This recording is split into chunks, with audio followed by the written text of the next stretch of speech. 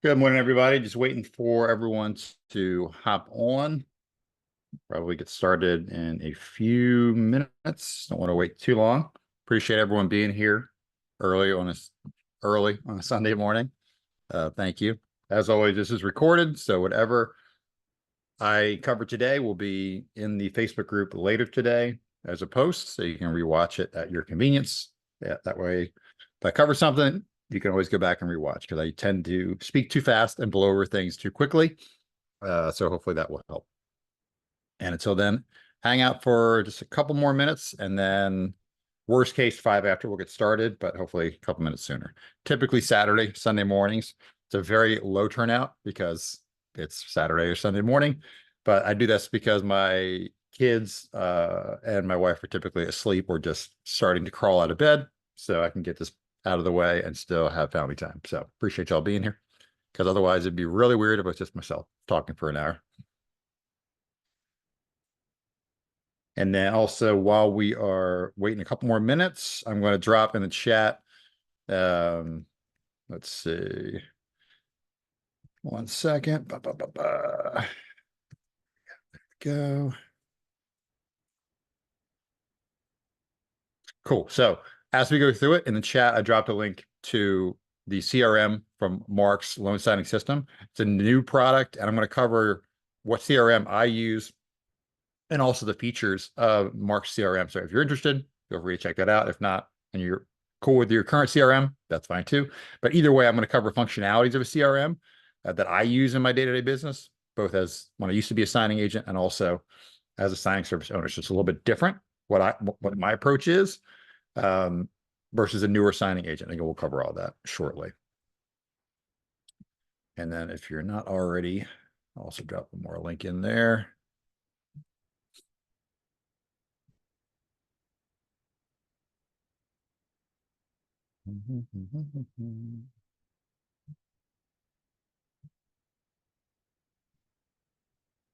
Righty. And then if you already are not signed up with our signing service, unlikely you wouldn't be at this point if you're here, but if not and you're newer, feel free to click that link. That will take you to signing order. If you already have a profile, you will briefly fill that in. That will send me an email, and that's the whole point of signing up with individual companies on platforms, because you're like, well, I'm already on the platform. They'll see my stuff anyway. But the beauty of signing up with the individual signing services is when you fill out this form, at least on signing order anyway, the owner of that company will get an email that says, hey, this notary named Yvette Hendricks or Jessica Peters or whoever has signed up with your signing service. And there's a link that I can click and I can see your profile. And I love those emails because I don't have to be in there with my operations team, but I can see people that are interested in working with us. So if they look really good on paper, I will favorite them, and that bumps them up dramatically on the list of notaries. As a matter of fact, it skips everybody other than the preferred notaries at the very top. And I could show you what that looks like on the back end if anyone's interested later when we get to Q&A. And but the downside is if it looks terrible on paper, like this is a transaction-based person, not good at customer service, has negative reviews, it allows me the opportunity to blacklist them out of the gate. So it is a double-edged sword. You want to make sure your profile looks good, and you're all about the customer and the client relationship versus transactions when you have these profiles filled in. I covered this at length on many Zooms and also on my YouTube channel. But again, feel free to ask me any questions on that, because the challenging thing is when you are a notary signing agent, you don't get to see your profile. You don't get to see the back end. So I get why that can be challenging. And then when I became a signing service owner 3 years ago, what do you think the first thing I did was I checked out my profile just to make sure there wasn't anything crazy on there, which there wasn't, thankfully. But again, you don't really get to see what's on there. So that's why, the way you interact with people, the way you fill out your profile, always want to be professional, forward looking, and putting your best foot forward. Okay, 9:05, we will get started. Anyone jumps in afterwards, that's normal. That's fine. They snooze, they lose. But again, this will be recorded and put in the Facebook group later today once the cloud recording is finalized. Anita, yep. Yeah, the CRM, there's a lot to the CRM. I'm going to cover that in a second. I actually, when they created the CRM, this is months and months and months ago, in the very, very beginning testing, they sent the ambassadors a link to get set up. I was already and have been using Fresh Sales CRM for years at this point, so I didn't activate the account. And now that I'm actually ready to activate the account, I have to have them help me get it activated. But I'll touch on that in a second. Perfect. Okay, so links in there. Usually we start meetings off in person or Zoom with any recent wins. So if you want to share a recent win, either July or maybe June, if I didn't see you at the in-person meetup we did in Northern Virginia a few weeks ago, feel free to raise your hand and share a recent win. I always start with, I'll share one for our team, Superlative Signings. So July is another incredible month for us. It's usually very, very busy in the summer times, at least in Maryland, with transactions, because if you're going to decide to move in your family, typically people wait till the end of the school year a lot of times and put that off. So July is our best month yet so far. So, and we're very thankful for that. Our clients and the notaries that have helped us take care of all those orders across the country. All right, Anita, you are up. Feel free to, yep, you're already unmuted. Go ahead. Thank you. So good morning, everyone. So I am pretty new here. This is my first time joining your group, although I do follow you on Facebook and LinkedIn. Pretty excited to be here. I have signed up for your signing service as well. But I guess the win for me here this morning would be that so I've been a notary for a year now. Again, with signing services, it's just hard to get those. It's hard to get the experience because I understand that they go with the more experienced notaries. But I will say that I have started getting some assignments. So I'm pretty excited about that. So I've had like notaries from Florida and other states. They have reached out to me that have had needing a loan signing agent in here in Hagerstown. And I didn't ask how they found me. I just like, okay, yeah, great. So I would say right now I've got 5 under my belt. So I'm pretty excited about that. Awesome. Congratulations. Thank you. You said you've been a notary for a year. How long have you really focused on the loan signing piece? Also a year? Yes, also a year. But again, I see them come across and I put in for, but I never hear anything else. So okay. Well, that's a great point. So for everyone on the call that can benefit and people that will be watching this on Zoom later. So when they come across and you answer on the text message or the email, what's your next step? So when they come in, I go in and say, yes, I'm available. Okay. And then that's it. I mean, you get a message that says that if you got the assignment, then you will receive an email. So I assume I never get the assignment because I never receive an email. You're right. Okay, so let's try a different approach. Now imagine you are sending out, let's say it's are you in a relationship, married, single? Married. Married, okay. So imagine back when you were single. I know this is a long time ago for me. So imagine you're single and tomorrow's Friday night and you want to, go out, have someone take you out to dinner or go out to dinner with someone. And you send out a text message to 10 eligible bachelors that you know. And you say, hey, I'm interested in going out Friday night. And how about you? Got any plans? And let's say 3 of them answer, yeah, sounds good. I'm available. What are you going to do? You're going to pick whichever of the 3 you know the most about and then go with that person, right? Yeah. Okay. Imagine the same 3 answer, but one of those 3 calls you right away and says, hey, girl, I would love to take you out to this restaurant. We're going to see this movie. I just can't wait to see you again. Who's probably going to get the date? Yeah, because he made that initiative. So yeah, it's the I got to. exact same thing.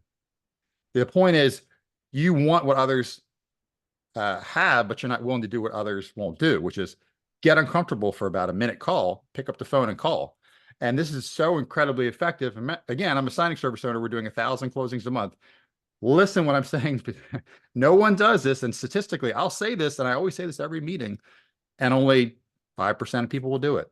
So the numbers always shake out. But if you call, you will stand out. If there's many other things that help you stand out, but this is the quickest way to get on preferred lists or favorite lists or get the attention of people you want more business from. You have to make your own phone ring. So always call whenever a job offer comes across, whether you get assigned or not, and introduce yourself. And again, this is where having a CRM is important, or even if you're super old school, Excel sheet is fine when you're first getting started, because your contacts, the number is low, which is fine. And then once you get to much larger numbers, you need a CRM to keep track of it all. But the point is, you want to reach out and introduce yourself. And I'll say the same thing I always do, which is when you reach out, these are business owners just like you. They have things to do. You're interrupting their day. Same thing with marketing title. So you want to keep it brief, be mindful and respectful of their time, and open the conversation with some form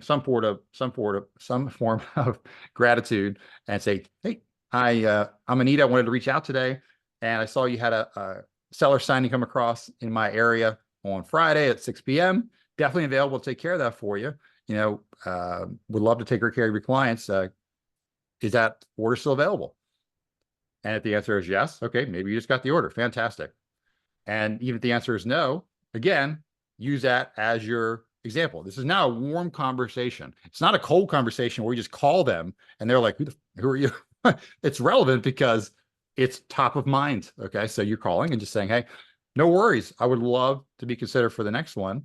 I personally understand it's incredibly important to have a professional that can summarize documents, can walk signers through documents, make them feel really comfortable, and also communicates really well, because, if things come up at the table, you want to know that the notary is going to call you, the signing service, and get them on the phone and get those issues resolved so the transaction can close. So that's important to me too. Communication is critical.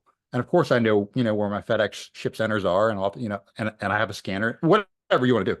But either way, keep it short, brief, and introduce yourself. And it's always a warm introduction, which in the world of leads and the world of advertising, you've got cold, warm, and you got referrals in that order of what's the most likeliest to close. Cold, obviously, I just walked in, or I just called you on the phone. You have no idea who I am. Warm is what we just talked about, where, okay, there's some connection to you. It's relevant while you're calling or talking to me or speaking to me. Maybe you filled out a form on my website, so that's a warm. You've expressed interest. And then finally, referral, which is like the slam dunk of closes, which is, okay, someone has said, you're amazing, you should work with this person. Like, if you don't close those, there's something wrong with you. So it's a warm opportunity. So every single text you get or email you get is your opportunity to market, so that your goal of that conversation is not that signing, which is great if you get it, but the real goal there is to introduce yourself, find out the name of the person you're speaking to, share why you would love to work with them, and ask the critical question of, how could I get on your preferred list so we could work together more often?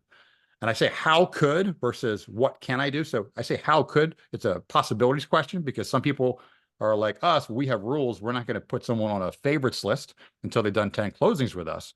A preferred list until they've done 10 closings with us personally.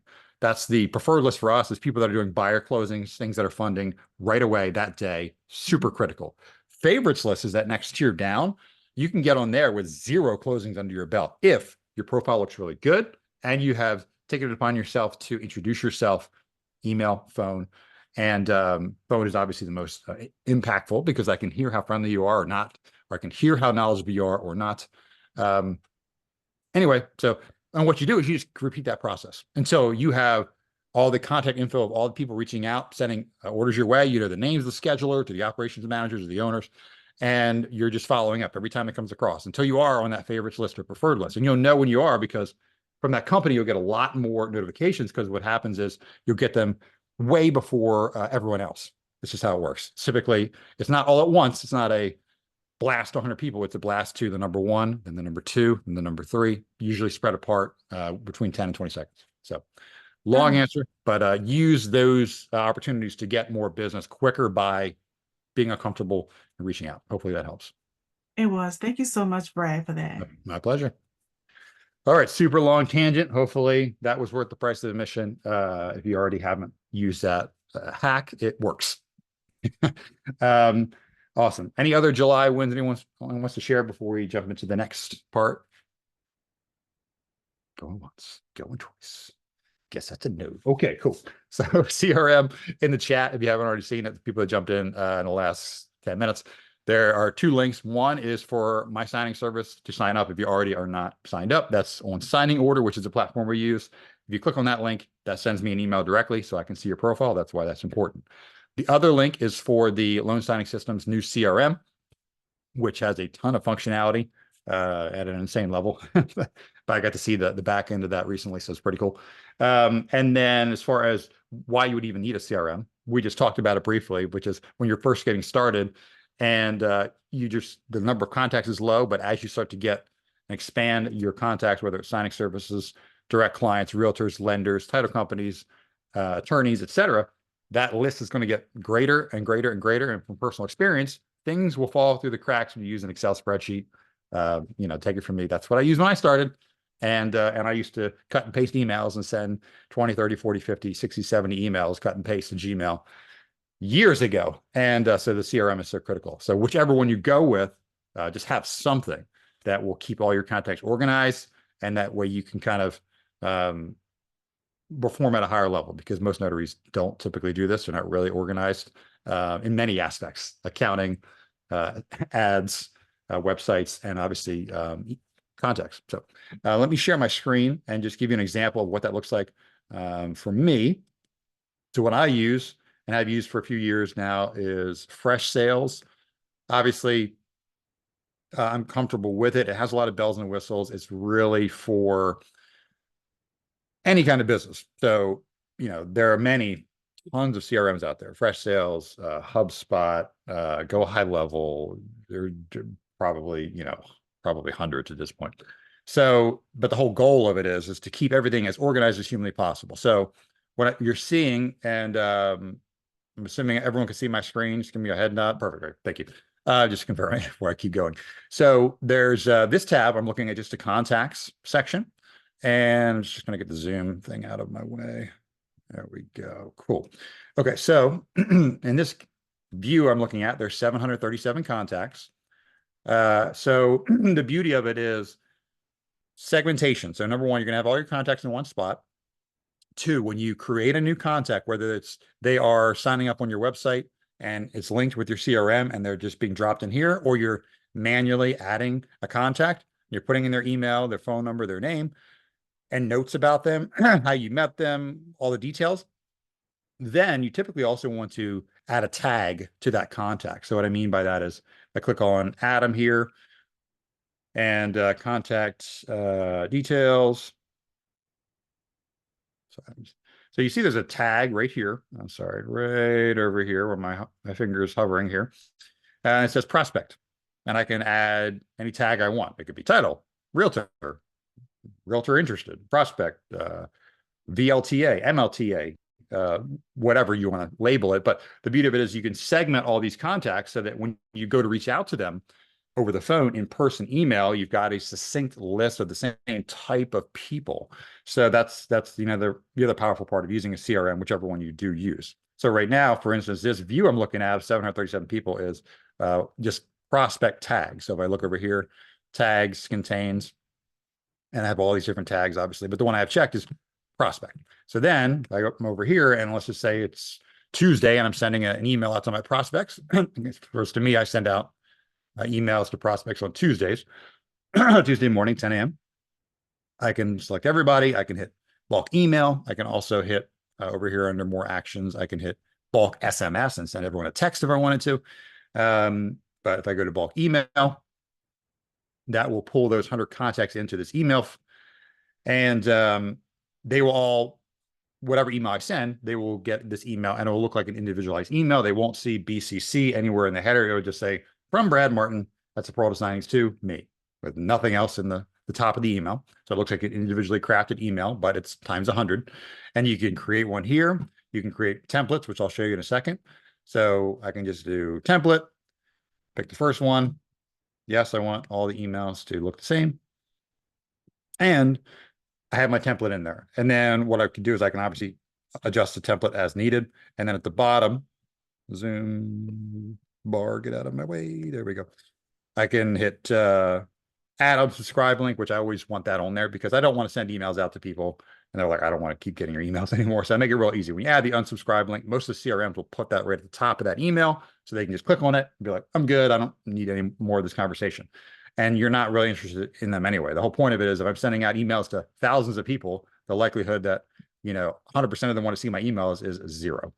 So you want to make it easy, one, and two, if you're getting a lot of emails that are sending out emails and they're getting blocked or unsubscribed, you're not making it all the way through. So each of these email servers, Gmail, Yahoo, AOL, whoever, are tracking this. So if someone is sending out emails and a higher percentage of them are getting blocked, reported as spam, etc., because you're not giving them an easy unsubscribe option, that will hurt your email deliverability, and then that will put more of your emails in the spam bucket when you're sending them, which obviously you don't want. So you want it to come across as a normal email. Anyway, I can add that. I can personalize. Remember, I got 100 people in this contact email, and I can see them all over here on the left. And if I wanted to just adjust one and maybe just adjust Amy's, because I know something about Amy's weekend or something else has happened, like congrats on your daughter's graduation from high school or whatever, happy birthday, whatever I want to put. I can customize handful of them I want to, and then I can click next. And then I can send them all now, which I'm not going to, or I can send it later, pick a date and time that works for me. Again, the more ideal time.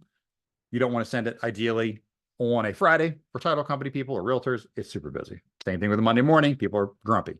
But Tuesday through Thursday, there are more ideal times for higher open rates.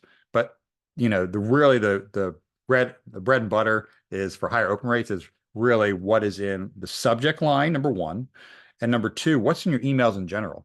So if you're sending out emails that are all about transaction based, and it's just about, hey, I would love to get a signing from you. I would love to get a signing from you. Like, people get beat over the head by that enough times. They're like, okay, I already know what's probably going to be in this email. I'm not going to open it. But if all the emails you send are relationship based and you're giving value in those emails, a good percentage is usually 80-20. So if you're giving 80% value and only asking for 20%, that's a really good ratio. So you're giving something of benefit or value, or your emails are entertaining or educational. What I mean by that is you're more likely to have people continue to open your emails and engage with those emails, even if they're not ready to use you yet. The whole point of email marketing or in touch marketing or phone marketing is to be top of mind. And people are very receptive when you reach out to them anyway, as long as it's at 80-20, you're trying to give value and not always asking, taking. So just keep that in mind. And then I would hit send later, and this would put this in my bulk emails scheduled. So again, one of the powerful reasons to use a CRM. And then under the other point, which I like using the CRM for, sorry, there we go. So templates, I was just talking about that. So the other nice thing when you're sending emails is I'm under metrics for bulk emails I've sent. So this list is sorted by most recent. So last week I sent out 2 bulk emails. One is to my prospects, to the 1,300 people or whatever. And then the Monday morning email, I use the same template. I just obviously change it every week. So I didn't send it to 20,000 people. I sent it to 400 people, but I've just sent this for years. So that's why I see this big old number here. I just sent it that many times. But the nice thing is when I sent this last week and when I sent my Monday morning email, I can see metrics. So that's the beauty of it. So I can see how many people opened it, which is helpful. How many people clicked, which tells me they opened it and they engaged with it in some way. They clicked on a link I put in there, or they clicked on a link I have in my email signature. They are more engaged, more interested. They are a warmer lead. So those are the people I want to try to follow up with on the phone or in person. Now, when you're a signing agent, these numbers are much smaller. You're reaching out to 10 people, 20 people, but it's the same concept. If you're reaching out and sending emails every week, saying top of mind, and people are opening them and engaging with them by clicking on links inside, those are the people you want to follow up with first. It's the same mentality. They're the warmest leads. So while they're the most interested, you want to quickly follow up with them, whichever way you find that works for you. So that's why I love the CRM. Any CRM is because it will give you this data that you wouldn't have otherwise. If you're sending it from Gmail, you're like, do they open it? Do they get it? Like, you have no idea. So the data is so important. I'm a data guy. And then the nice thing is, because you get data, you can be like, okay, that went really well. That's a winner. You want to obviously maybe use that again in a couple months when you're cycling back through, because you'll continue to add new contact into your funnel of potential leads. And someone that's new hasn't seen your emails from 2 months ago. So it's the same thing with social media. When you have a library of content like I do, I can cycle the same 60 to 100 and some posts the next month and the next month and the next month. And the people that are newer to me will, that'll be new to them. And then the other part of that, well, oh yeah, and that leads me into Mark's CRM, which the reason I'm trying to log into the CRM for Mark's is because I am using it for the feature of a couple of features, but the main feature I want to jump into it and use it right now is it allows me to schedule my social media posts. Now, there are many softwares that do that, but full disclosure, as an ambassador to the loan signing system, I don't pay for the CRM. Yay. So that's why I want to use it, because it's a free tool. And daily, I am posting on Facebook, Instagram, LinkedIn, multiple times a day. So having that scheduled for the week on a Sunday, scheduled for the week exactly when I want to post it, so I don't have to worry about it, would be great. And that is one of the many functions you have. So that's the nice thing, is their CRM, it has all this email marketing functionality that I love, but that's my main style. And it also has, obviously, the social media scheduling, along with the Google reviews, which you can automatically ask for those and have that scheduled to be sent out. And also AI generated replies on like your Google reviews that people leave you. I'm sure there's many other things I'm missing. But it's a very, there's a lot of bells and whistles to it all in one area, which is nice. So, Anita, go ahead. So going back to the, you say the post scheduling, like right now I use Ladder. Does that work the same way? Similar? Can you upload photos? Yeah, I haven't used Ladder, but I have seen the Mark side of things. So yeah, so it's literally, you can schedule one post across 4 platforms or 6 platforms. That action itself is the same action, because it's like, okay, upload the photo or the image or the video, upload the thumbnail on top of that, if you're using thumbnails on top of that, and then the text, and then it's like a bunch of check marks at the bottom, because at the beginning you will link all of your social media accounts, and the 3 I mentioned: Facebook, Instagram, LinkedIn, Google My Business profile, X, formerly known as Twitter, and TikTok are the 6 there that are in there currently. So you can just be like, click, click, click, click, click, click, click, and then it scheduled on Monday at 10 a.m. Boom. So that's what I would do on Sunday. I would be do that. I'm going to have 3 posts a day, which is what I do now anyway, but have it scheduled. So I don't have to manually be like, okay, it's 12 o'clock. Let me stop what I'm doing and before I forget to do this. So that's why it's super helpful to keep you consistent, is the key there. And obviously that's a whole nother rabbit hole about social media marketing, knowing who your avatar is and what type of post, but the CRM itself, that functionality alone obviously is nice, along with this, along with everything else that's in there. So, and there's also a ton of how-to courses in there. I mean, Roman, Meg, Sophia, and they're all in the back, and Zoe, when she used to work there, all in the back end, have a ton of training videos about how to do each step, very detailed, which is helpful as well. Okay, cool. All right, beat that to death. Oh, and then drip campaigns, forgot to mention that, which are nice. So automations, workflows, drip campaigns kind of means, well, I'm using them interchangeably, but just means that when you had those new contacts into your funnel, into your CRM, you just met them, they don't know much about you. So having email or text, whichever way you want to do it, automations where it's email 1, this is about me, here's my references, credentials, etc. Email 2, email 3. So having that set up already, which is nice, with actual templates that you can customize already in there, is helpful as well, which is also in that CRM, which is why I like it. Personally, I've used those before. And my challenge right now is, as you saw, there's a lot of prospects in there, and they're segmented, but they're not really segmented by time. Like, how long have you been a lead? Have you been a lead for 3 years? Have you been a lead for 1 month? So that's the part that's lacking in my segmentation. So that will be helpful when I get that part. That way, someone who's been a lead for 3 years is going to be much farther down, closer to the bottom of the funnel where they're working with me because they've heard it all from me at this point. It's just a matter of, is their current provider going to slip up and screw up, or people that are newer in my funnel that are a month or less, like they don't know as much about me yet. So they need to, be getting more value emails and info about our service before I get farther down the funnel, before I ask for more business necessarily from them. So anywho, that's also part of that CRM. So he has drip campaigns and automation. So super helpful stuff. And I know some of the templates that are in there, they've actually stolen from the ambassadors, because he's asked us, hey, can you share some of your templates that you've used, like I just did a second ago, that work well. So anyway, CRM beat to death. You should get one if you don't already have one. Off my soapbox.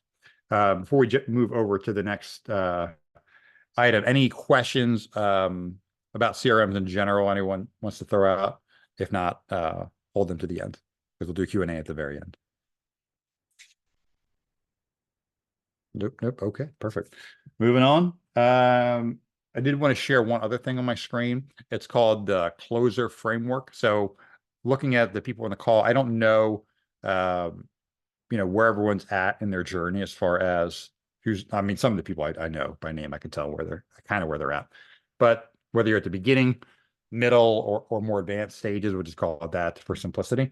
But I do want to share something that's helped me, because I've transitioned more to sales over the phone because of where I'm at. I've done in-person marketing a lot. So this is probably not going to apply to you as far as the phone part, but there are key parts of what I'm about to share with you that are relevant when you're marketing in person, like I used to do for years. And so let me share my screen real quick. And this is taken from one of many videos from Alex Hormozy. I'll just drop his name in the chat. His YouTube channel, incredible, because it's for business owners, and it's just, there's zero fluff. It's just nothing but banger content, and it's coming from someone who runs a business that's in the 9 figures, but very relatable subjects. So, but if it's all about sales, it's really, we can get a ton of info from his channel. But anyway, I'll share my screen and we'll jump into what he calls the Closer Framework. All these Zoom windows out of the way. Perfect. Okay. All right. So I use this and when I'm making phone calls and following up with warm leads that have opened and interacted with and clicked on my emails, and/or they have reached out to my website, and/or I've been following up with them and had a personal conversation in person, whether it's a month old or years old. So warmer leads, when I'm calling them. But in general, at the very top of this is probably the most critical, maybe the most critical thing on the page, which is whoever cares more about the prospect wins. So if someone can really convey to them that they really truly care about what's best for them, they want them to have more success in their business, they want their realtor clients or their lender clients to be in better hands, because they want to, really take great care of them by walking them through documents, by doing professional things, showing up early, or by making the title client's life easier by hand dropping documents or driving wherever, or scanning from the table or the car, or whatever it is, or doing bilingual closings, or bringing gifts for the realtors that they have for their clients, or getting referrals at the table, whatever it is that you're trying to convey. The whole point of it is the emotion. So in a negotiation or in a sale or in, a conversation about using someone's service, whoever is going to, number one, have the highest conviction, but also show that they care more about the prospect is going to win. So in other words, if the conversation you have in person, over the phone, email is more about,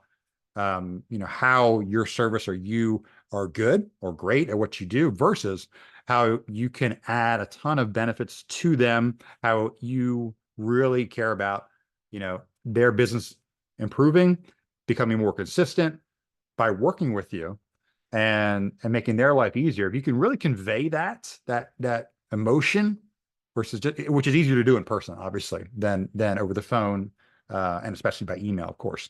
But if you can convey that, that will win over people, because they can truly appreciate, and they really genuinely feel that you care about them. So I wouldn't be doing this if I didn't care about the notaries that, number one, work with our team, but also come to these meetings and come to the in-person meetings and have been for years. And I wish them all great success in whatever avenue of notary signing agent business they want, whether that's part-time, full-time, whatever. And I'm here and have been here and will be here as a resource because I want them to do better. Because I understand where you come from, because 3.5 years ago, I was brand new, and this was like overwhelming, the amount of knowledge I didn't know and didn't know I didn't know. So I appreciated anyone who was further along in the journey that could share helpful tips that would speed up my learning curve. But that to say, and you should feel that from Mark as well, because Mark's the same way. And he coaches us, the ambassadors, because we're growing our signing services, most of us. And he's already been there, done that. So we're all learning from him, but we always get the inkling and the feeling and the emotion that he genuinely cares about us. And we see each other in person a couple times a year, same thing. So if you show that you care more about the prospect, you are more likely, much more likely, to have them retain interest and work with you in the future. Now, as far as the closer framework, just think of it as a abbreviation, or what's the word I'm looking for? The word's escaping me, but the C stands for something, the L stands for something, the O stands for something. You'll get it. The C in closer is clarify. To clarify why they're here. Now, this is assuming they're reaching out. This is people that have reached out to me through my website, and I'm having a Zoom call with them, or over the phone if they don't have time for a Zoom, and it's easier.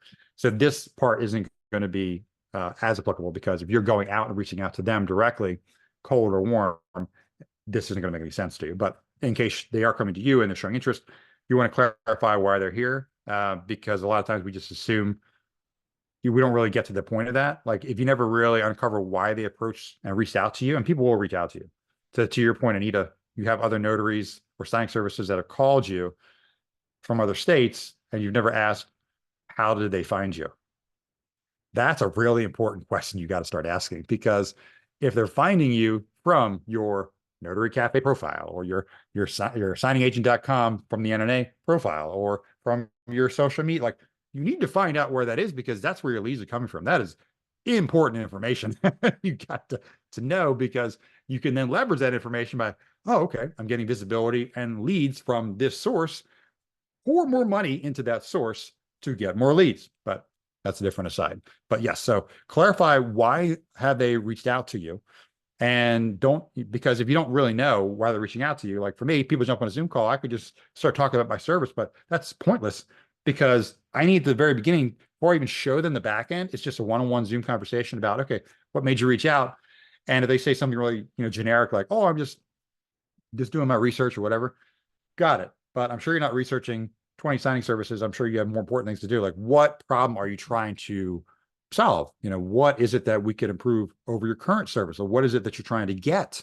And you continue to dig until you find out what that is. Oh, well, it's because we're getting inconsistent service from our current signing service. The documents are jacked up a little bit too much.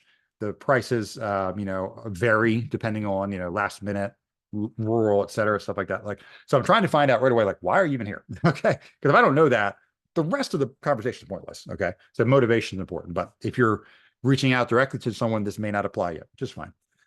Next, label them with the problem. But if they're coming to you, I'm like, okay, so what I'm hearing is that your signing service right now you're working with isn't giving you consistency in documents. You're having to chase documents after they come back, which is delaying funding and recording. Am I hearing you right?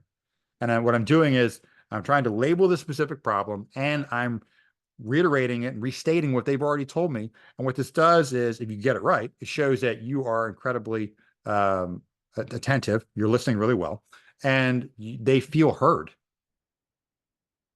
Like, that's incredibly important for someone to hear you in a conversation, because I'm sure you've had conversations with your spouse where you're just talking about your day, and your spouse is like, uh-huh. And then 30 minutes later, what'd you say again? Sorry, I missed that.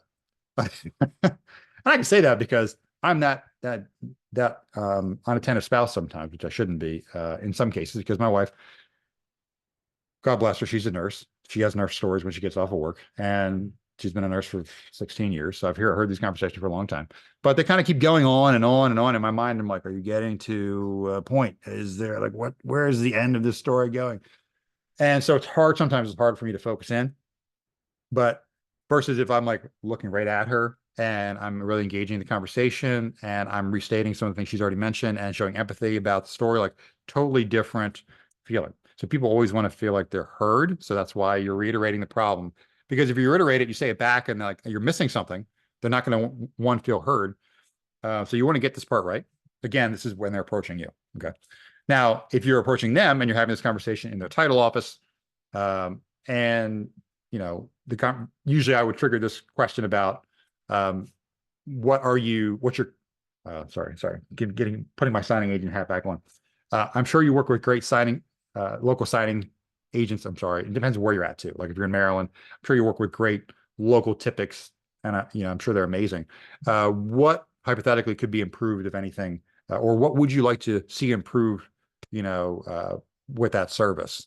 And as a signing service owner now, I say the same thing by just saying, I'm sure you work with a great signing service. Now, hypothetically, what could be better? What could be improved? What would you like to see more of? And I'm asking those questions to probe. So, and I'm saying hypothetically, what if, how could, because if I say it in a, okay, I'm sure everything's good, but if you could change something tomorrow, what would it be? So it lets them not be defensive. Because if I come across and say,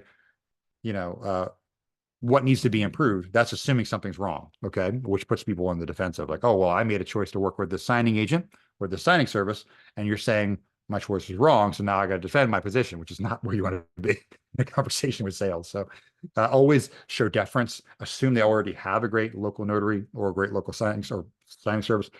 And always assume innocence and say what could be improved. And that way, when the guard is down and people share, and they will really tell you what their main concerns are. And that's where you start getting, oh, okay, so what I'm hearing is if something could be improved, it would be having docs return the same day, or having a consistent pricing, even if it's a farther away closing. Am I hearing you right? Still useful in an in-person conversation, even when you walk into them cold or warm.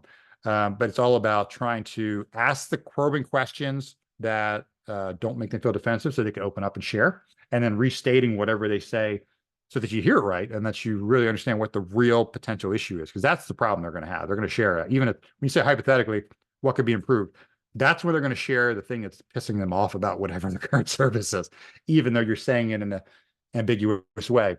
And then if some people, just as another side note, if someone says, no, they're really, really good, then I always say, that's awesome. That's amazing to hear. So what you're telling me is, 99% of the time, documents are coming back perfect and you're getting zero negative feedback from your realtor clients and lender clients. It's amazing.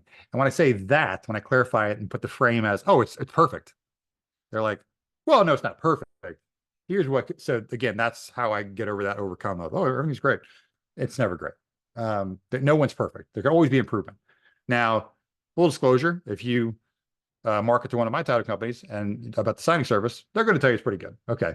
But, so good luck with that. But you can still get their local business, because every title company, even if they work with a good signing service, they still need really good local closers that can drive last minute, hand drop, hand deliver like that. That relationship is so important. So moving on, of closer, overview their past pain.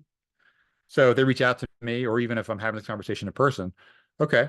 So if you're I'm not the first person you've reached out to, if they're reaching out to me, who else have you worked with before, and how did that go? How has that worked for you in the past? Or if it's in person, got it. What other or I'm not going to ask what signing agents, but what type of signing agents have you worked with before?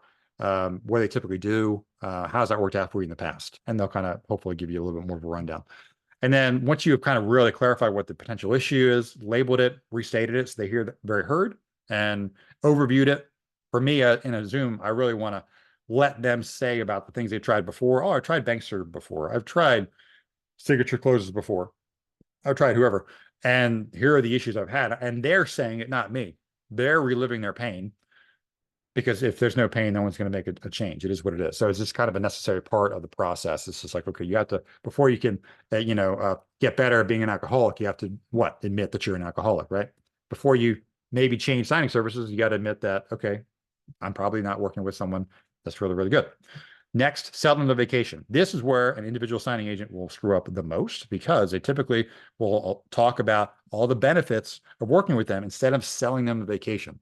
So what I mean by that is, yes, you should definitely work with me. I travel 2 hours outside of outside of your office if needed. I have a mobile scanner. I have a mobile office. I've done 1,000 closings. I'm NNA certified. I'm loan signing system certified. These are all things that show no benefit. In your mind, you're like, okay, well, why wouldn't people understand the benefit? But there's a clear difference because when you say these things that are features, the person on the other end is saying, okay, how does that benefit me? So what? So what? So what? So a good story or good analogy would be if a car salesman comes up and they say, I'm trying to sell you, or you're showing interest, you're walking around a car you've been clearly looking at for the last 5 minutes. Great. Let's just say it's a Mustang. Great. Yes, this Mustang, it's amazing. 0 to 60 time in 2.5 seconds. It's got 120 cubic feet of storage space. It's got 24-inch tires on it. It's got this V8 engine that's, this is not my realm, but you get it. I'm listing the benefits. It's got automatic whatever. It's got Bluetooth. No one cares. What they want to hear is the vacation, sell the vacation. When you're driving this car, not only, and we'll just pretend it's a guy because I can relate more to guys. Let's just say this guy is 23. This is me. I used to drive Mustangs, so I can relate. Man, when you're driving this car on a Friday night in downtown Baltimore with the top down, it's convertible, you are going to get a lot of attention from the women. And even just idling, this thing sounds amazing. And then when you're, on the highway and you just press that pedal down, you're going to fly by everybody. I mean, you're going to go so fast. If a cop sees you, you could probably just outrun him. And so I'm trying to convey the vacation, which is you're going to get a lot of status. You're going to get a lot of attention from women. This is what young men generally want. Women on the call who don't know this. So I'm selling the vacation. So as a notary signing agent, you got to sell the vacation. Selling the vacation to them is, yes, you're not going to have to worry about trying to call 10 people to try to get these documents executed on a Friday. If it's end of month, you're not going to have to worry about having to go 3 places at once because I'm going to drive wherever you need me to go. You're not going to worry about your realtors barking at you, waiting to get paid, and a listing agent who's not your client barking at you to get paid because I am going to scan these documents immediately to you. That way you can fund right away. Everyone gets paid and you're more likely to get more referrals from your existing client. And maybe you'll get a new client from that listing agent because they got paid so fast, because I took amazing care of their sellers. You're trying to sell them. Why is it important to work with you? You sell them the vacation, the benefits, what they're going to get by working with you. Not how you're good, not your features, but what they're going to get. People want the same thing. They want money, attention, status, fame, like whatever it is, like that's what people want. Or, like another one is people want time. They want convenience. Okay. They got families. They want to spend more time with their kids, not work at 7 o'clock at night on Friday night doing title stuff and doing closings. They don't want to do that. They want to give that crap to somebody else. Okay. And that was the main benefit that I provided, which was I will go anywhere. I will take all those unwanted closings off your plate last minute. Doesn't matter if it's Ocean City, Maryland. It doesn't really matter. Western Maryland, I got you. You're not going to have any delays in funding because, as you know, I'm scanning and I'm making sure there's 0 delays there. So always sell the vacation. That's the important part. People tend to miss a lot in sales. And then the E of closer, explain away their concerns. So after all of this, they're still going to have some concerns. It's probably only going to be 1 or 2 things, but this is where you got to find out what they are. So after you've sold them the vacation, the next step, it would be, would love to move forward with you and email you my references and credentials. Is there anything else I haven't touched on today that you're concerned about? Or is there anything that would delay us from working together really soon in the future? And that's where whatever you didn't cover, they have a nagging concern or they don't believe what you said because maybe it's not coming across with enough conviction, emotion. You're not showing you care enough about the prospect. It's word salad, but they don't really feel it or believe it. This is where those objections that are nagging them, or the past scars they've had from other signing agents, this is where they're going to, bring those up ideally. Or you may have to fish for them. What are you concerned about? Is it, are you concerned that you just don't like me? Is it me? Most people are nice. I'm not going to say that, but there's something you're trying to find out that you may not have covered. And then when you find what that is, you want to address it. I'm concerned that, your prices are going to go up in like 2 months because I've heard this before. Okay, got it. Well, number one, I would love to share my references of my other clients that I've worked with that can speak to that. But obviously, I understand it's important that you have consistent pricing because you have to disclose these fees 30 plus days ahead of time to the buyers and sellers. It's important that it be the same. I get that, because if it magically changes, that money doesn't come out of nowhere. It comes out of your commission of your title fees. That's important. That has to be the same. So whatever it may be, explain away those concerns, cover them. And then once you get to everything's good and ready to move forward, you can. Right before that, though, I will touch on pricing. So if pricing is too high, because obviously this can come up depending on what your pricing is, and everyone's different. So if for some reason the conversation goes, what are your fees? If that question comes up at the very end of the conversation, that's a good thing. If it comes at the beginning of the conversation, you have not shown enough value yet. Okay. They're already jumping to that. But if it comes up at the end of the conversation, what are your fees? I would suggest, as most people have alluded to, ask them, okay, what are your, I try to work with my clients and whatever their current fee structure is. It's important that I don't throw their fees out of whack. What are you typically invoicing the notaries, or what are the notaries typically invoicing you now for buyer signings or for seller signings or for refinance or for whatever? And hopefully they tell you some fees. And if the fees are high and you like them, like, you know what, I think I can definitely work with that. I would love to move forward. They sound good. Or if they're a little bit on the low end, you could say, got it. And then here you can go one of two ways with this. Now, if you already have direct clients and you're trying to bring on another direct client, but you don't want that super low fee structure, you might go with this direction, which is that's a little bit lower than we typically invoice. Usually I'm at the X amount range for buyer or X amount range for a seller. How about we meet in the middle or you don't have to even offer the compromise. But the thing is, if you do offer compromise of any sort, using this close about, okay, no worries. Instead of 150 for a seller or 100 for a seller, let's do, how about 120, and your normal fee is 150. Yeah, I usually invoice 150, you're at 100, can we do 125? Is that fair? And usually most of the time people compromise and you say, is that fair? Fair enough. And you're showing a concession, usually that will lock people in. Now, that's something you can do if you don't have a lot of direct clients and you want to get that fee up, if it's lower than normal, or that you want.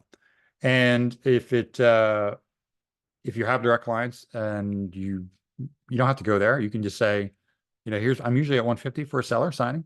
My clients get a lot of referral businesses because I handle their seller side and that listing agent side with a lot of great care, and they get a lot of good feedback and they get more referrals from that service.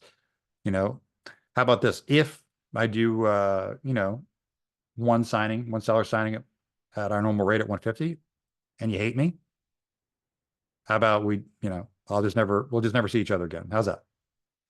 And very unlikely to happen, but that's the point, is if you can add any levity in there while you're trying to build the rapport, that helps as well.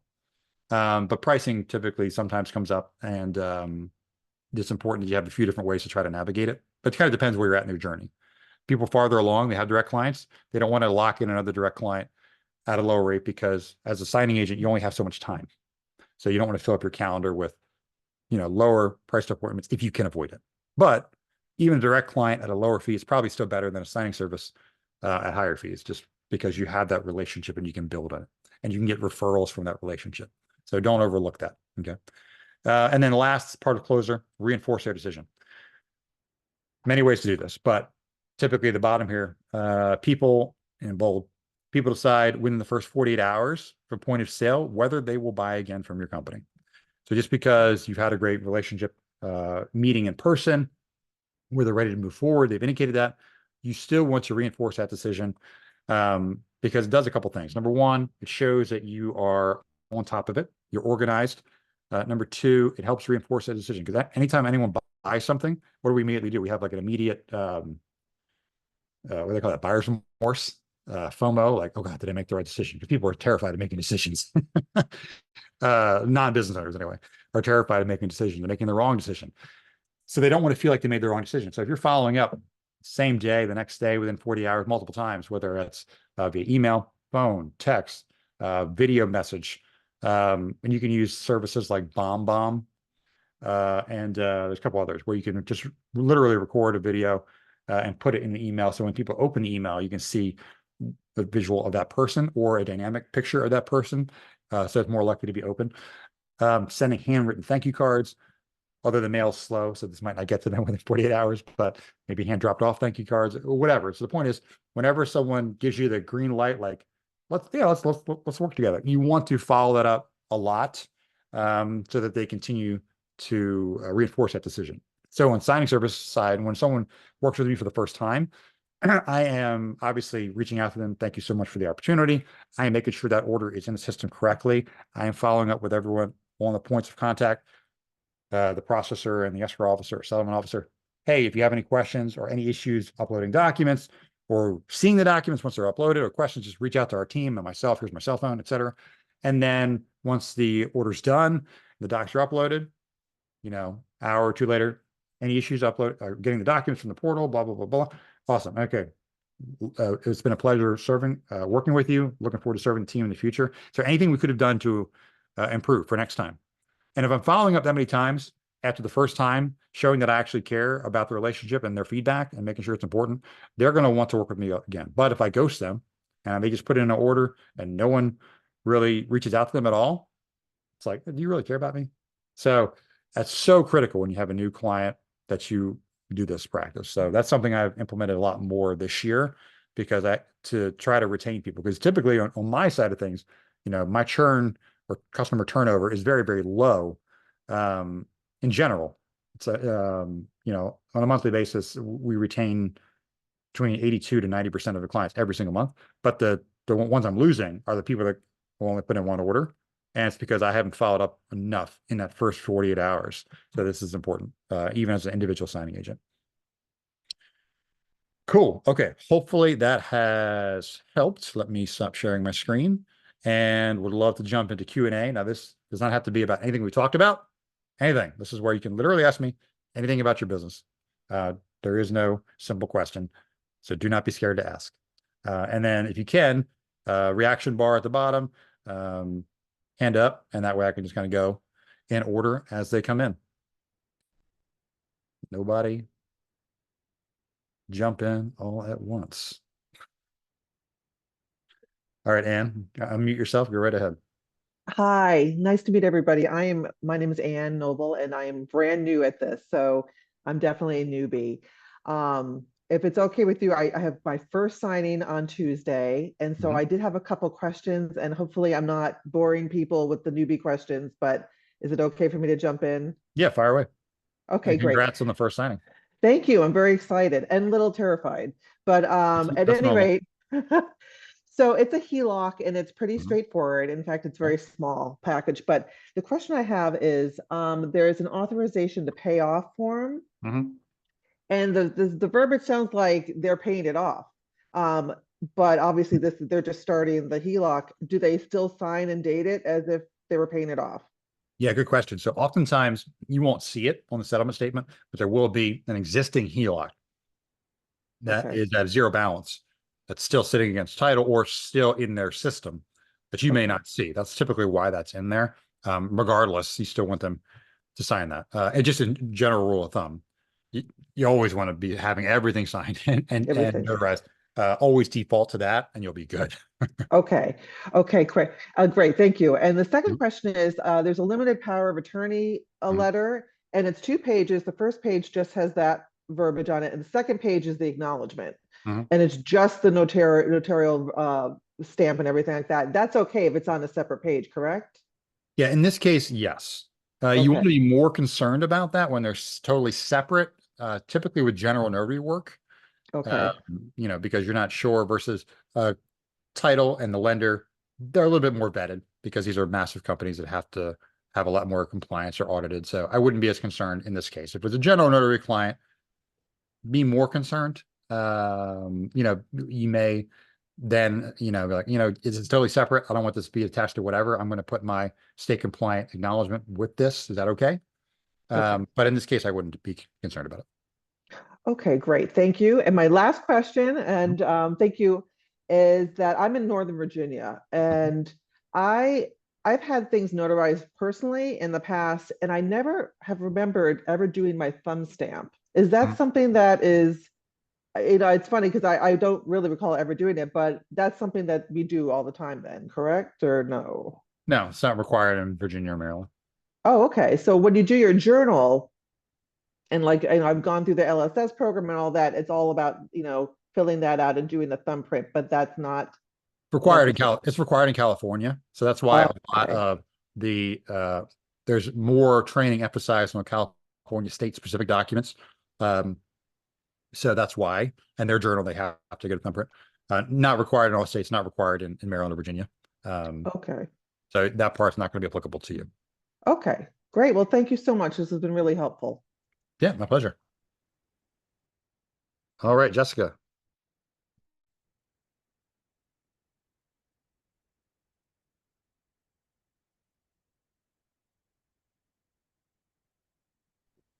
There you go. So sorry. There you go. All right, I have a bunch of questions, but we don't have to do them all. We can give other people a chance. So I'll just start with my first one here.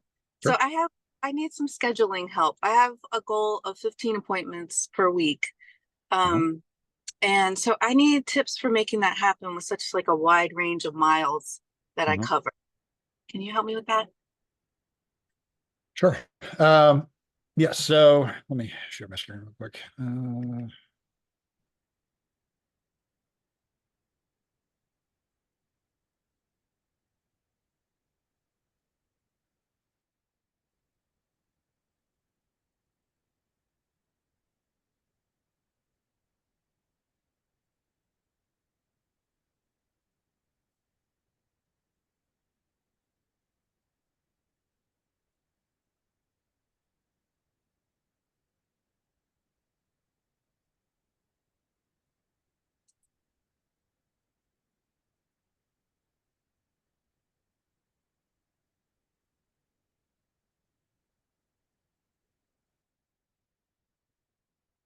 All right. This was probably, I don't know how many signings this is. 2023. June. 73 signings. Okay, so the most I did last year right before I stopped doing signings. Okay, so for perspective. Okay. So 15 would be 60 a month, roughly. So this is obviously more than that. And I'm in the same boat. I drive anywhere. So how do I try to squeeze it all in? So it's tricky. It always is. You know, part of it is how early you're willing to start taking signings and how late you're cutting them off. That's part of it. You'll see on here, there's nothing past, there's like a 6, a couple 7s, and most of it's 4 or 5 o'clock at the latest. That's because a lot of direct clients. Okay. You're probably interspersing some signing service appointments in there too. Yeah. Okay. So let me say it like this. How many, assuming you took 0 signing service appointments for this next month for August, how many direct appointments would you guess would come your way for the month of your existing clients? Well, I'm just at the beginning of that, so I Yeah. can't even guess. I 5, 10, 15? yeah, around 5 or 10, I would say. Okay. Got it. So you have to number one, you got to prioritize those. Okay. Because those are your goose that will lay the golden egg. You cannot overturn that apple cart. You have to prioritize saying yes to them as much as humanly possible. So you either move up in the rotation, or if you're number one, you say number one in the rotation of those existing directs. I'm assuming based on the numbers you just said, you're probably not number one with those direct clients because you just got your foot in the door, which is normal. So to keep going up, not only do you have to perform at a high level and do what they're not willing to do, which is drive anywhere, anytime, scan, et cetera, all the things we talked about, but also say yes as much as humanly possible. So hopefully this month you didn't turn down too many from those directs, but if you did, because you already had signing service appointments, this is where it gets tricky when you're in that middle ground, and you're trying to scale and have a minimum income and get more direct clients. Because in order to do that, you have to, number one, schedule marketing time, and number two, say no to signing service clients that are sending you work to some degree. So number one, part of this function of me being able to jam 73 appointments in here and not really work that late is because I have a ton of direct clients. So biggest key is having more direct clients, because it allows you the flexibility for them to let you schedule things. Okay. When you can schedule these appointments, it gets really easy. Well- Because you can be like, hey, I'm in a seller and out of seller, in and out of a seller appointment, the fastest 20 minutes, slowest an hour if they want to talk and ask a billion questions. Okay, so that leaves me X amount of time to get to the next appointment. So if I have an 8 a.m. seller and someone wants to do a 10 a.m. in Fredericksburg, I can maybe move it up to 9:30 to really maximize my time, or maybe it's too close and maybe push 10:15, but you can really play with times to set it exactly how you want. Also, when you're doing this and someone gives you the opportunity to schedule something, it's nice to schedule it in the morning. However, you're probably going to get more requests, at least from direct clients, in the morning. So usually the other thing is you have your notary gadget, look for the last few months and see where you typically have dead times in your calendar. So if I'm looking at this calendar, I see on Thursday, this Thursday was super slow. Only had one appointment at 4 o'clock in Alexandria, Virginia. I'm in Northern Maryland. So this means I had literally nothing to do. And I was like, yeah, let me go to Alexandria, Virginia, and then sit in traffic for 2 hours and wait. Like, I don't know why the hell I did that. That was stupid. Oh, I know why I did this, because I went to market to Northern Virginia clients all day. And then at the end of that marketing day, I went and did this 4 o'clock appointment. And then I drove home. So I really made use of it. So that's another thing you can do. But that's an aside. So if you have slower times, for me, usually Thursdays and Wednesdays were not as busy. So typically, if someone's giving you a Thursday appointment on a day, you normally never have anything to see. This Thursday is completely blank. Let's say you never have anything from like 1 to 4 o'clock on a Thursday, and someone gives you a Thursday appointment you can schedule, put it in that block. You never get appointments. So that when you do get an appointment on Thursday, it's more likely to be from 10 a.m. to 1. It's open, it's available. So same thing with Fridays. Fridays, everybody and their grandmother wanted to be like, hey, can you do Friday at 10 a.m.? That was the magic freaking time. And so if I could, great. But the first person that asked me got that slot, and everybody else went, nope, but I can do 8:30, I can do 11:30. And then you're like, nah, we'll try the next guy. So if you can push this to Friday, what time works for you? Sure, I would love to do Friday. Can we do 2 o'clock? Again, pick the dead time that normally is open and jam it in there when you have that opportunity. That way, that will allow you more slots to get filled up, because some slots will always fill up consistently. You don't have to worry about those. It's all the other off times you're trying to fill in. But really, it's just getting more direct clients. So this is the part that's tricky. So just be mindful when signing service appointments are saying, hey, Jessica from Superlative Signings, are you available at 10 a.m. on a Friday? Don't say yes to me and our company, because one of your direct clients is probably going to ask you to do a Friday 10 a.m. slot. You want to keep that open, because statistically, it will 95% of the time always fill up. So you want it to fill up with an ideal client, not a signing service client. Not to say I'm terrible, but the point is they're going to pay better and they're going to feed you more. And you can build a deeper relationship with the one person versus the company. So that's some of the tricks I did. And then the rest is just logistics. It's like, okay, like you either can get there or you can't get there in this time. So one way to expand that is to obviously work later or work earlier, work on a Saturday. You don't see, there's 2 Saturday appointments. Most months you'd see 0 or maybe 1. Do appointments on a Saturday, do appointments on a Sunday, do appointments on a federal holiday, whatever it is. So, but that's what I would do. Really look at your calendar, see when the dead times are.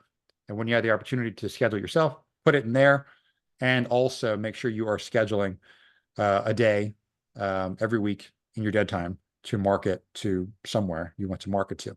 And then don't skip that, because ultimately the real answer is just get more direct clients that give you the flexibility to schedule and also at better times typically, because direct clients give you more in-office stuff, but because they can't be two places at once. So they're going to give you whichever one is less of a priority, because they're going to give you, whatever client they've been with a long time that trusts them, that you couldn't possibly screw up. And the person they just got 2 months ago, they're still wanting to personally do that. Like we talked about 48 hours earlier, they're trying to personally, put in that time with them. Those would be some of my suggestions on that.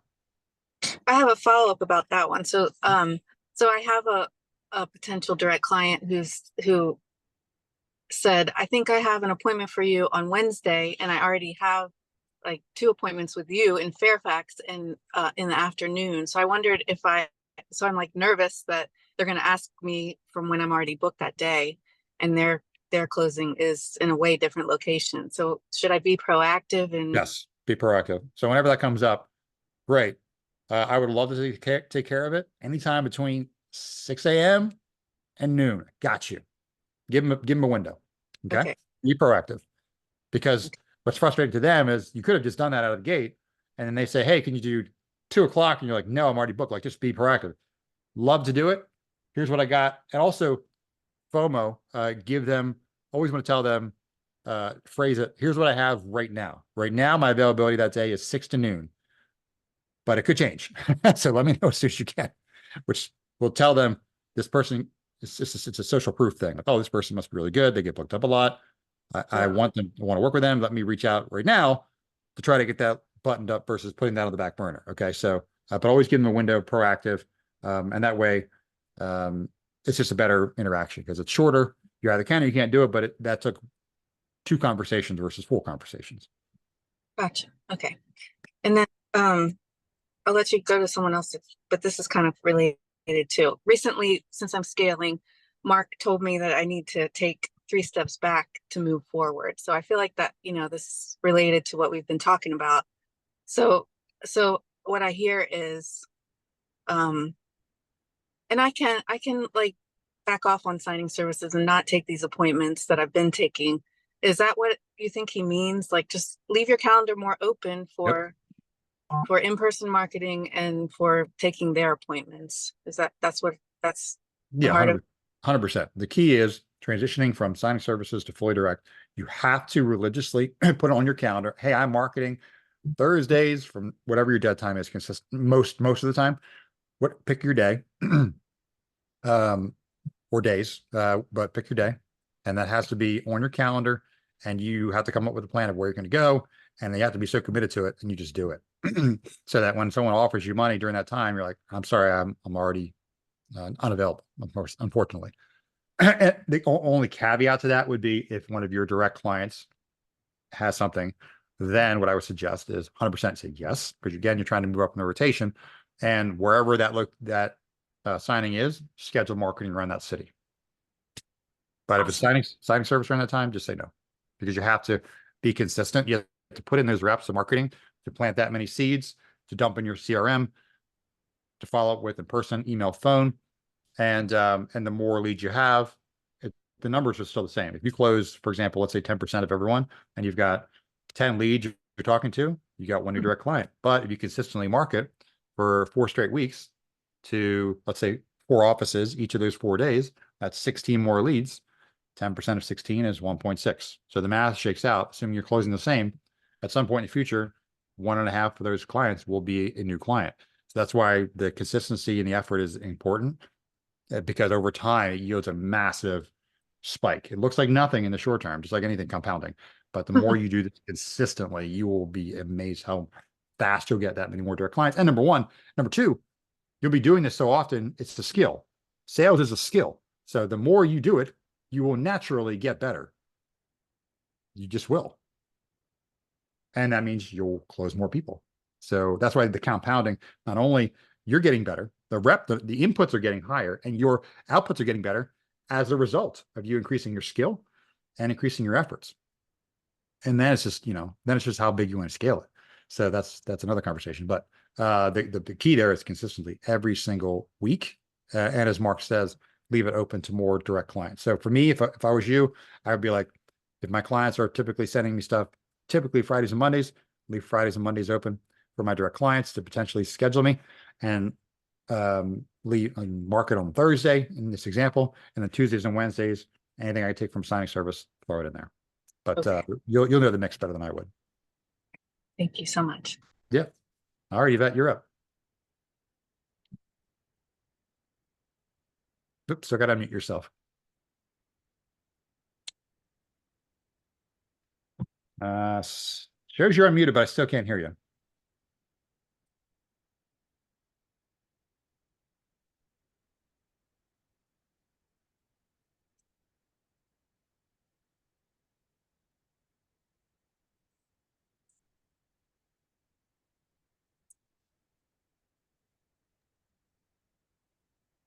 No.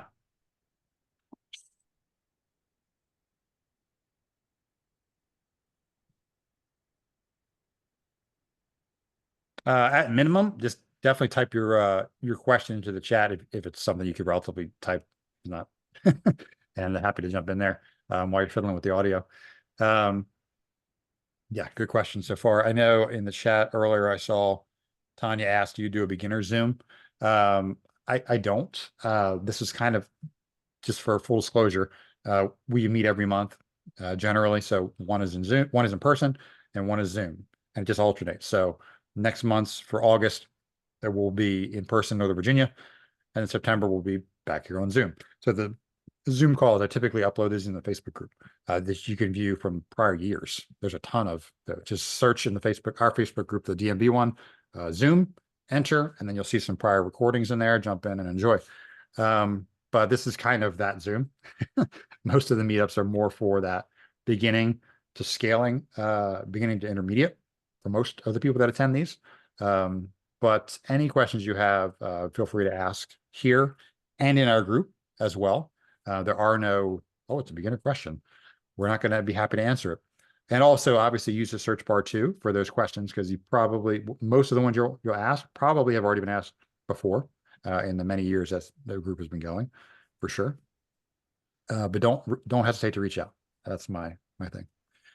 Yvette, on the signingorder.com, how do I get these for LSS Notary 2 Pro?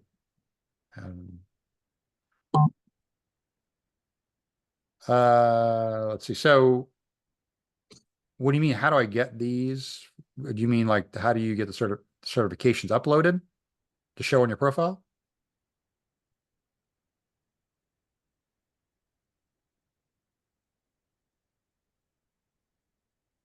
Sorry, so no audio. Can you clarify in the chat, please?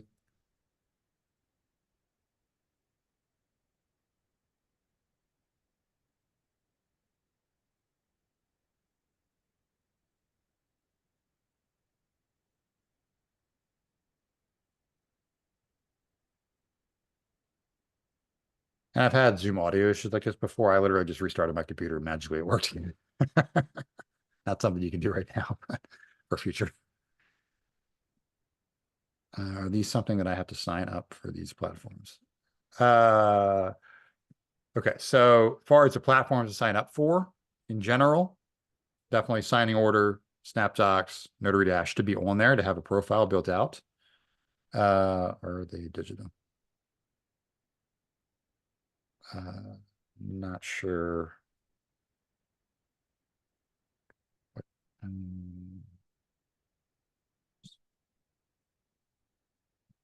So as far as at least the LSS and Notary 2 Pro, that's not training courses specifically for loan documents are not required to get on the platforms. It just is helpful when we're trying to find notaries for sure, because it shows us that you've spent time and money trying to get better at your craft. And typically people that do that are not really the side hustle notaries. They're more in the, hey, we take this as a serious business. I understand there's things I don't know, and I'm trying to actively get better. Same thing when I see people spend money on their profile and I see a mobile scanner. That's super helpful because for me, our company does scans on everything. So that's helpful because it shortens the time that you can get those scans to us. And it shows me that you spent, several $100 probably, unless you went to Facebook Marketplace and you got a steal on part of your business.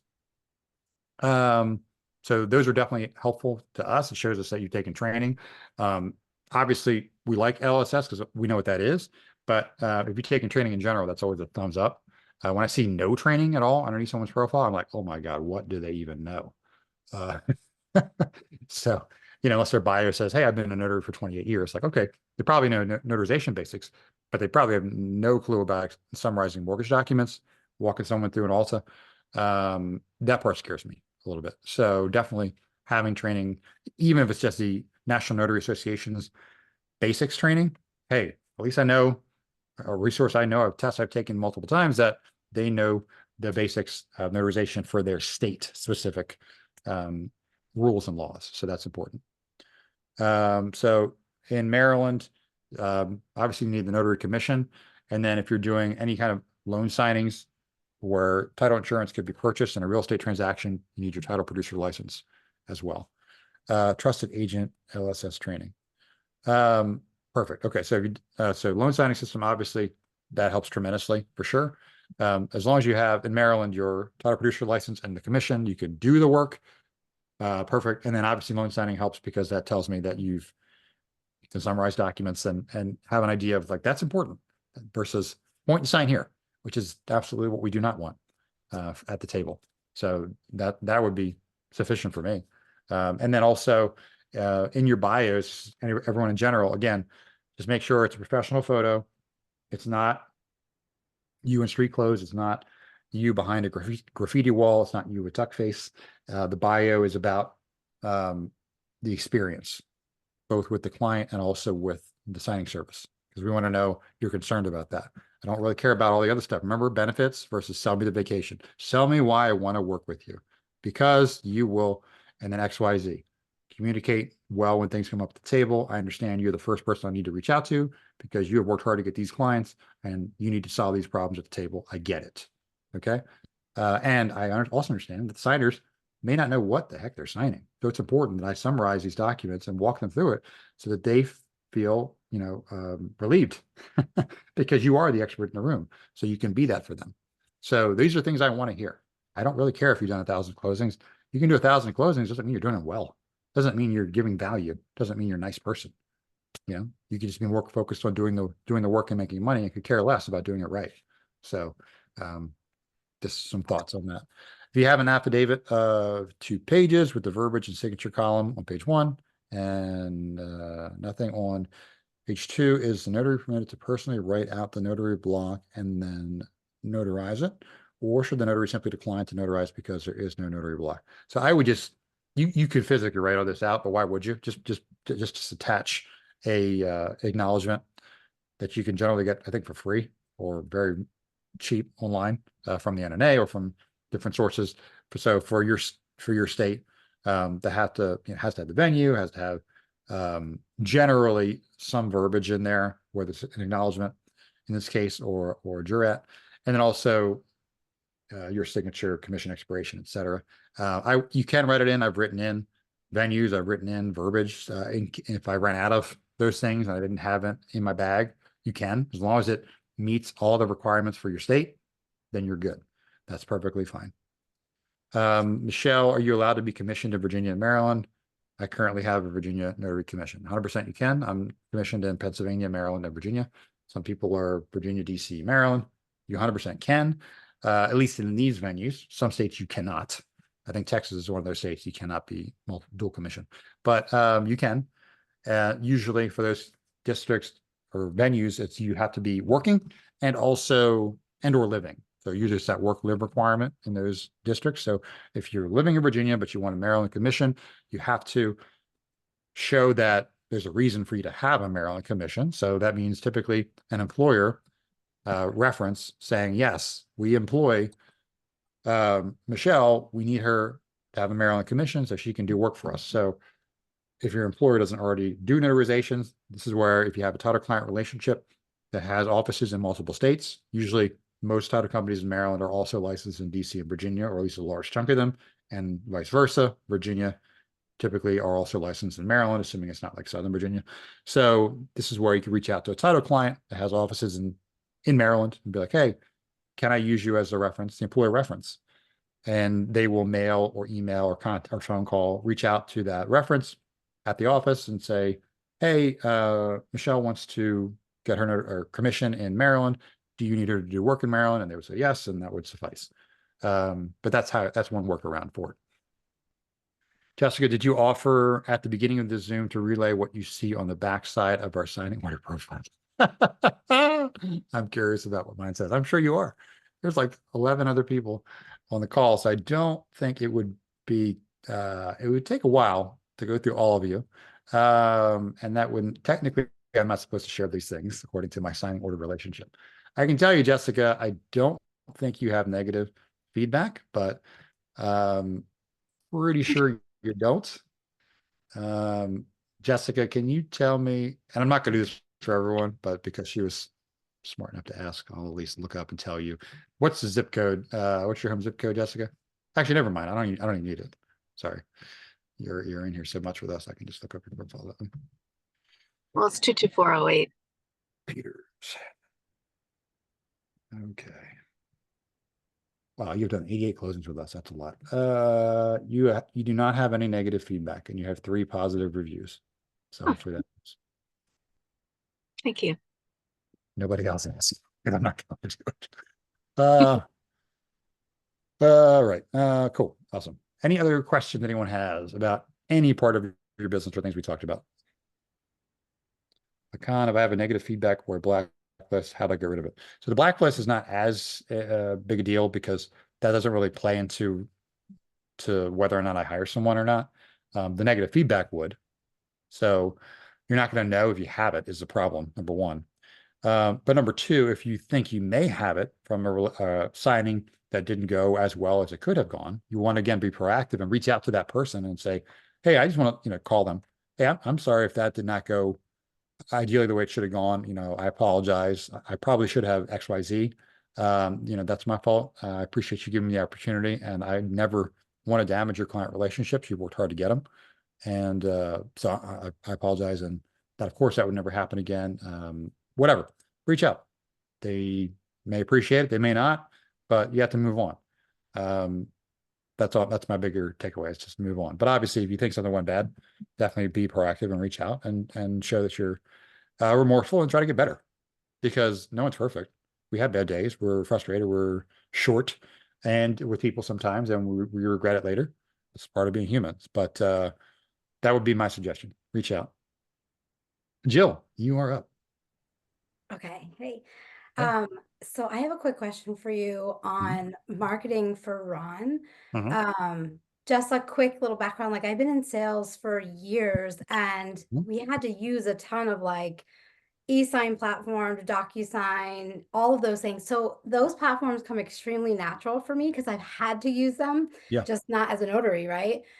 And so my thoughts were, because I'm a new loan signing agent, my thoughts were to initially build my relationships with signing services, specifically signing services, and do a lot of in-person, signings, do great work, build those relationships, and then like market, on the Ron side. But then obviously I would like to market direct for Ron eventually too.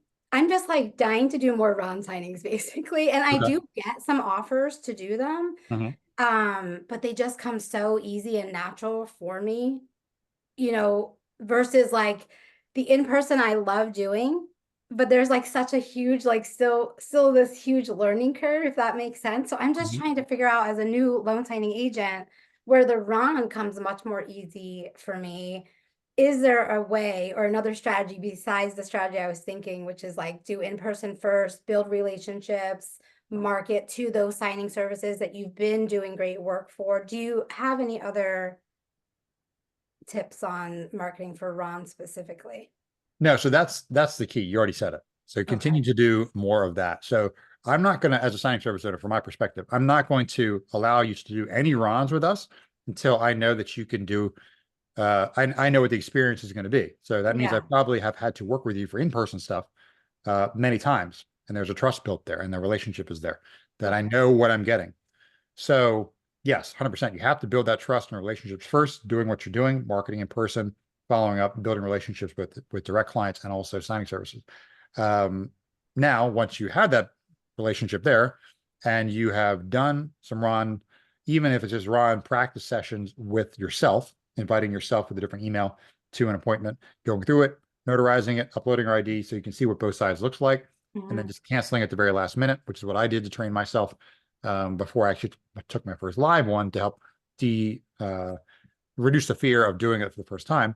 Once you've done that a few times, and you also are good at in-person closings where you feel you can build rapport, obviously you're in sales, so you can build rapport already, but you are comfortable walking someone through a settlement statement. Because keep in mind, unlike in person where you're doing a closing at maybe their house or wherever, with Ron, this is recorded, and the clients will view this recording. So you need to be good. Yeah, for sure. So in order to do that, you have to master the skill of doing that. That skill number one is the closing in general.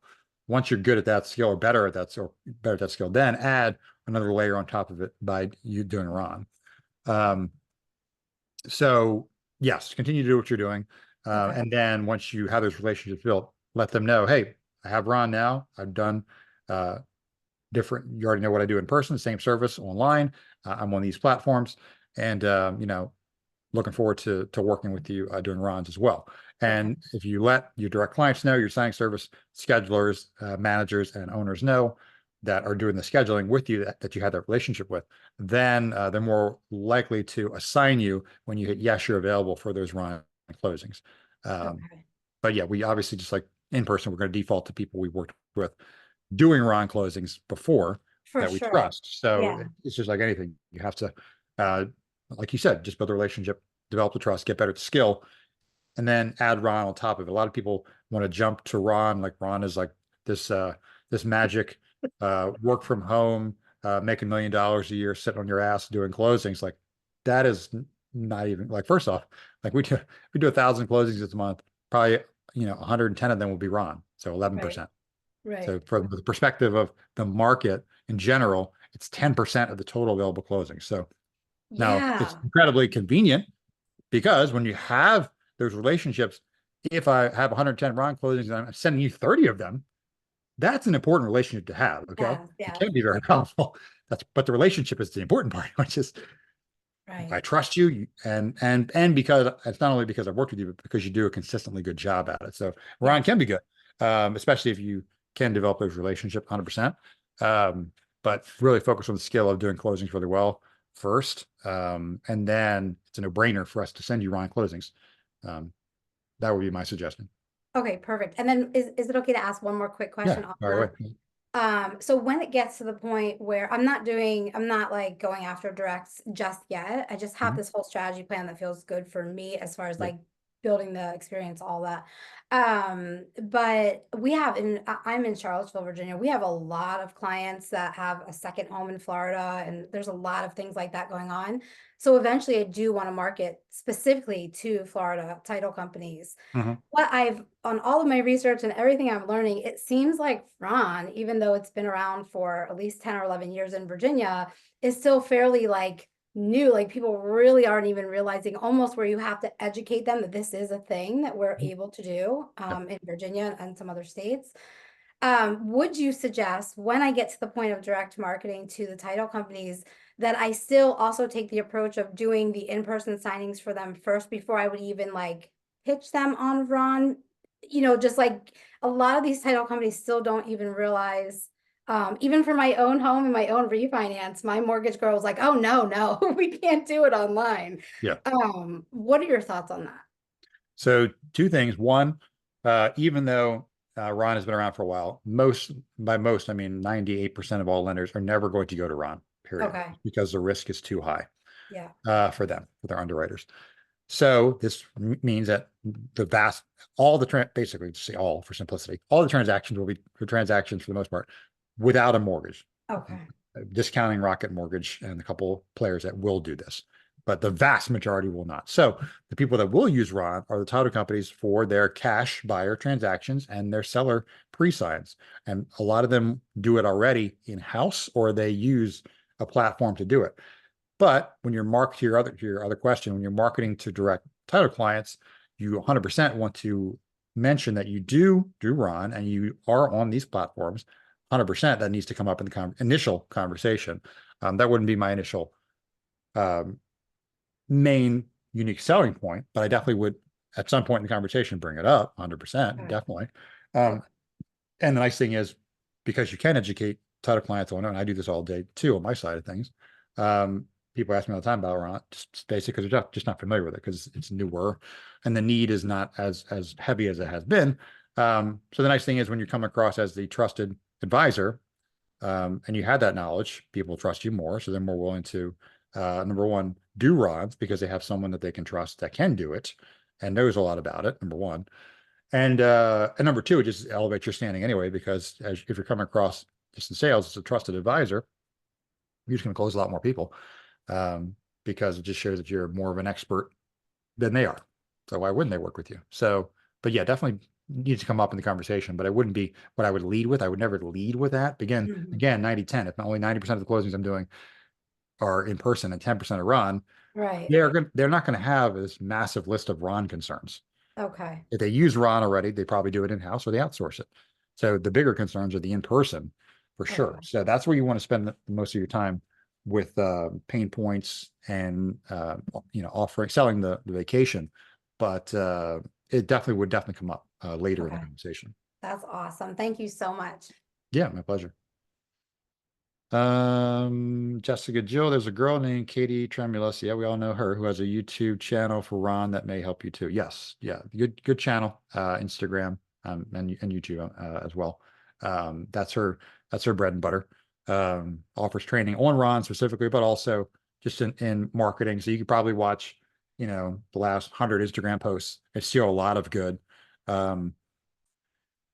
Selling the vacations from her posts about why Ron is so helpful. Why your title clients should potentially use you, or your signing services should use you. And also, if you're interested more in Ron training, she offers it as well. I think she sells a course for that. But a lot of free stuff on her channel too, as is mine. Cool. All right. And then Jill, I'm assuming you just didn't take your hand down, or did you have another question? Okay, yes, got it. Okay, cool. All right. That should be, let's wrap it up. All right, 10:37. No final questions. This recording, I'll post that in the Facebook group. Appreciate everyone showing up today. Enjoy your Sunday. Do something fun with friends and family. And good luck as you're building your businesses. And just appreciate y'all being here.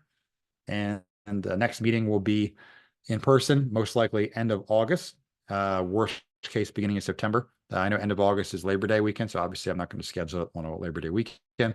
So look out for that. I'll post that in the Facebook group once I iron that date out, and that will be Northern Virginia, as it always is. And if you haven't been to those in person, those are longer, at least 2+ hours, more in depth for sure. And also you get to be in a room of 20 to 30 people in the same journey as you that are probably local to you that you can network with. So if you need someone to reach out and do a direct client signing for you, you have resources, or you're a potential resource for them to send you stuff when they can't be two places at once. So very helpful if you haven't been to one. Cool. Enjoy the rest of your day, everybody. And thanks for being here. Thank you all. Bye. All right. Have a great day.